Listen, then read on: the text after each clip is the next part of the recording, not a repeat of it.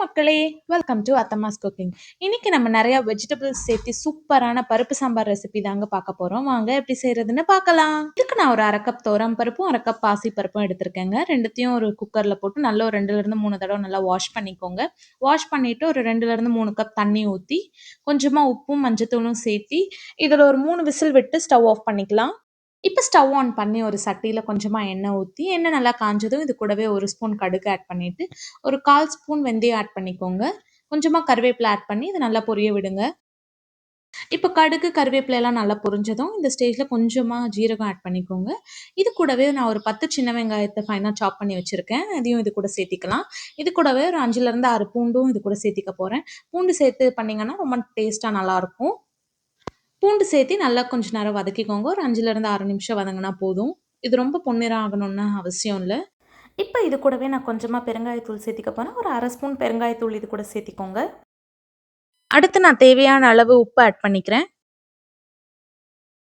இப்ப நான் ஒரு 2 சின்ன தக்காளி சேர்த்திருக்கேங்க. அதுவும் சேர்த்து நல்லா வதக்கிக்கலாம். இப்போ இந்த சாம்பார் கூடவே நம்ம வெஜிடபிள்ஸ் நெறையா சேர்த்து செஞ்சா சூப்பரா இருக்கும். இதுக்கு நான் கேரட், பீன்ஸ், கத்திரிக்காய், முருங்கக்காய் இதெல்லாம் வச்சிருக்கேங்க. உங்களுக்கு வேணா பூசணிக்காவும் சேர்த்துக்கலாம்.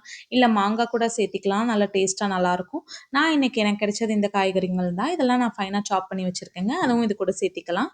சேர்த்து ஒரு 1/4 மணி நேரம் கிட்ட நல்லா அது வதங்கணும். ஏன்னா அப்பதான் அது காய்கறி எல்லாம் சூப்பரா வெந்து வந்திருக்கும். நீங்க வேணும்னா இது நீங்க குக்கர்ல கூட 1 விசிலோ, 2 விசிலோ விட்டு இதில ஆட் பண்ணிக்கலாம். இதிலேயே போட்டு பண்ணீங்கன்னாலும் ஒரு 10, 15 நிமிஷத்துலயே நல்லா வெந்துருங்க. அதனால நான் கொஞ்சமா இந்த காய்கறி எல்லாம் சேர்த்து, இது கூடவே கொஞ்சமா உப்பும், நான் சாம்பார் தூள் வச்சிருக்கேங்க. சாம்பார் தூளும் நல்லா தாராளமா இது கூட ஒரு 3 ஸ்பூன் கிட்டத்தட்ட சேர்த்து, நான் இப்ப நல்லா வதக்க போறேன். இது நல்லா வதங்கி ஒரு 2 நிமிஷம், 3 நிமிஷம் சாம்பார் தூள் சேர்த்து வதங்குனா போதும். அடுத்து ஒரு 1லிருந்து 2 கப் தண்ணி ஊத்தி, கொஞ்ச நேரம் நல்லா கொதிக்க வைக்க போறோம். அப்பதான் இந்த வெஜிடபிள்ஸ்லாம் நல்லா வெந்து சூப்பரா வரும். இப்போ ஒரு 1/4 மணி நேரம் கழிச்சு நான் ஒரு கேரட் எடுத்து நசுக்கி பார்த்தேங்க. அது நல்ல ஃபைனா நசுங்குது. ஸோ இந்த ஸ்டேஜ்ல நம்ம அடுத்த ப்ராசஸ் ஸ்டார்ட் பண்ணிடலாம்.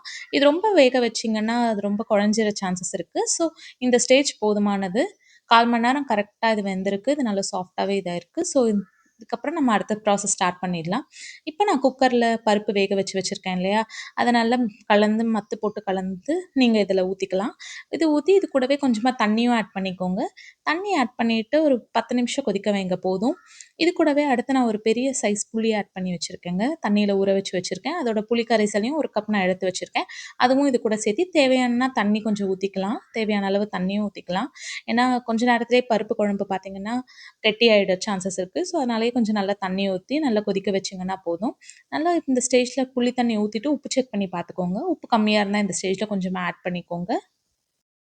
இப்போ ஒரு 15 நிமிஷம் ஸ்லோ ஃப்ளேம்லயே சாம்பார் நல்லா கொதிச்சிட்டு இருக்குங்க. இந்த ஸ்டேஜ்ல ஒரு லாஸ்ட்டா ஒரு டிப்ஸ் அண்ட் ட்ரிக்ஸ் சொல்றேன். இப்போ ஒரு துண்டு வெல்லம் ஆட் பண்ணிக்கோங்க இந்த சாம்பார் கூட. வெல்லம் ஆட் பண்ணி ஒரு 2 நிமிஷம் மட்டும் கொதிக்க வச்சுட்டு ஸ்டவ் ஆஃப் பண்ணி பாருங்க. ஹோட்டல்ல நீங்க வாங்குற சாம்பார் மாதிரியே இருக்கும். அவ்ளோ சூப்பரா டேஸ்ட்டா இருக்கும். கண்டிப்பா ட்ரை பண்ணி பார்த்துட்டு எப்படி இருக்குன்னு மறக்காம கமெண்ட்ல சொல்லுங்க. இந்த வீடியோ பிடிச்சிருந்தா லைக் பண்ணுங்க. அப்படியே எங்க சேனலுக்கும் சப்ஸ்கிரைப் பண்ண மறந்துறாதீங்க. தேங்க் யூ ஃபார் வாட்சிங்.